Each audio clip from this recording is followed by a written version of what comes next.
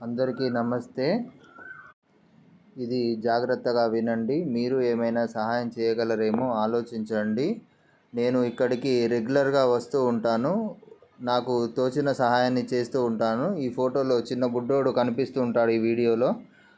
అతడి పక్కన ఉన్న సరుకులన్నీ ఈరోజు నేను తేవడం జరిగింది. ముఖ్య విషయం ఏమిటంటే, నేను రెగ్యులర్గా వచ్చినప్పుడు ఏదో ఒకటి చేస్తుంటాను అన్నాను కదా. మీ ఇంట్లో కూడా ఫంక్షన్లు అయినప్పుడు ఎంతో కొంత ఖర్చు పెడతారు పెద్ద మొత్తంలో. కాకపోతే వీళ్ళ గురించి కూడా మీరు ఆలోచించండి. 30 మందిని సాధడం అంటే అంత ఆషామాషి కాదు. వీళ్ళు ఉండడానికి సొంత భవనము లేదు.